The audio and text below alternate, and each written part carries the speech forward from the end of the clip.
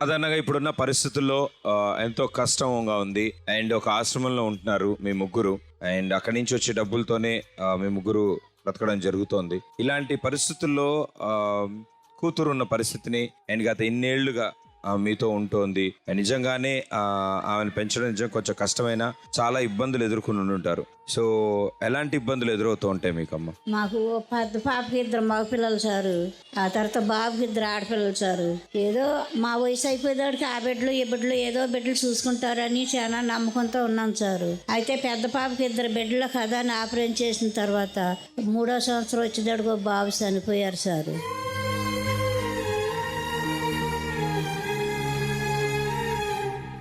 అలాంటి సమస్యల్లో చీకుని పడిపోయి ఒక టయాన భోజనం అమరక మా స్వామికి మూలచెంక ఆపరేషన్ పడిపోయింది సార్. మూల ఆపరేషన్లోని ఏం ఆవుదరి నెట్టుకున్నారో బీపీ వచ్చింది సారు. ఇప్పుడు గట్టిగా ఆయన పని చేయలేకపోతున్నారు సారు. మూలచెంక ఆపరేషన్ ఒకసారి కుదరకపోతే మళ్ళీ 2వ సారి చేయించాం సారు. ఇలాంటి ఇబ్బందులు మధ్యతరగతి కుటుంబం వాళ్ళకి మాకు వచ్చిన ఈ కష్టాలు మా పక్కనుండే పగవారి కాడ రాకూడదని ముందు అందరికీ కాడ నేను నమస్కరించుకుని చెబుతున్నాను సారు.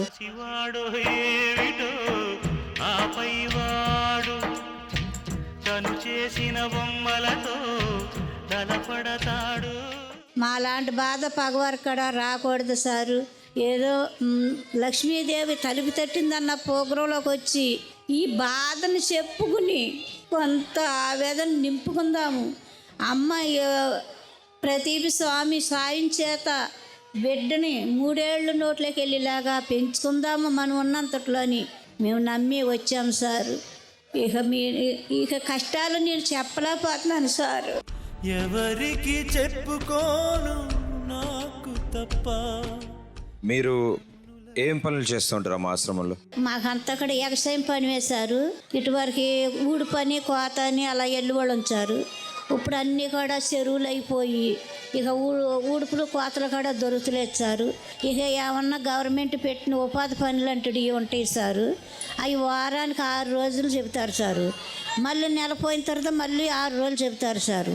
ఆ పనికి వెళ్తూ పాపను చూసుకుంటూ ఆశ్రమంలో కొంచెం ఊడుతూ దీపం చేసుకుంటూ ఉంటూ అక్కడ 100 రూపాయలు అలాగే ఇప్పుడు వరకు కాడ కడుపు నింపుగా అలా ఉంటున్నాను సారు.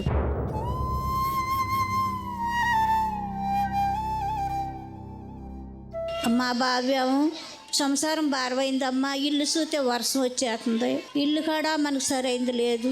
నేను ఏదో పట్ట తిప్పలకి వెళ్ళి మామూలు ఆటకి అది కూడా కూలి పనితో మాడేశారు అని వెళ్ళి మామూలు అన్నీ తయారు చేసుకుని ఒక 30,000 రూపాయలు ఒగ్గి బాగా పడతని అనేటప్పటికి మన మొలకొచ్చి మళ్ళీ అవి కూడా కొట్టుకొని సారు. బాబు కూడా కొన్ని బాధల్లో ఉన్నాడు సారు. ఆ బిడ్డలు కూడా భారమయ్యి హై స్కూల్లోనే గవర్నమెంట్ హాస్టల్లోనే చేర్పిస్తాం. అక్కడే భోంచేస్తాం, అక్కడే పడుకుంటాం, అక్కడే ఉంటాం. నువ్వు ఇంకేమన్నా చెప్పాలా? ఇంకేమన్నా అబద్ధం చెప్పాలనుకుంటే చెప్పేయి. నేను చూడాలనుకుంటున్నాను నన్ను మోసం చేయడానికి నువ్వు ఎంత నీచానికి దిగజారగలవు అని. ఎందుకు ఆలియా, ఎందుకు నువ్వు ఇలా చేసావు? నీకు తెలుసు కదా నానమ్మ తర్వాత నీ ఒక్కదానిని కదా నేను పూర్తిగా నమ్మేది. ఏమన్నావు నువ్వు? ఈ మధ్య అన్నిటినీ మర్చిపోతున్నావా? అది చాలు. వాటిలో ఉన్న శక్తి విషయాన్ని గ్రహించి మనకు వివరిస్తాయి.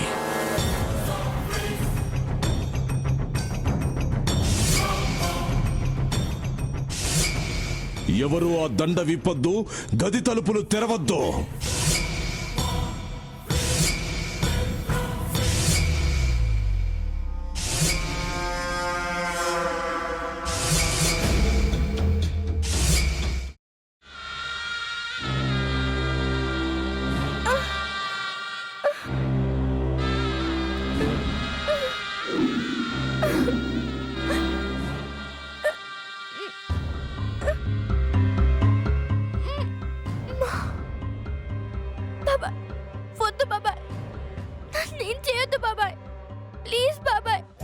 నీకు నిజం తెలిసినప్పుడే నా ఆలోచనలో నువ్వు చచ్చిపోయావు.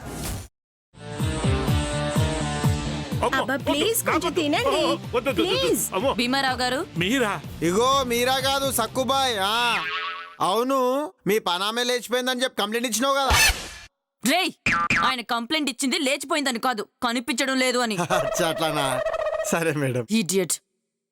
ఆ వంట మనిషి పేరేంటన్నారు? రత్తాలు మేడం. ఏం పెద్ద మంచి, నీ వంట మంచిని కూడా మేడం అని పిలుస్తావా? రేయ్ హాఫ్ బ్రెయిన్,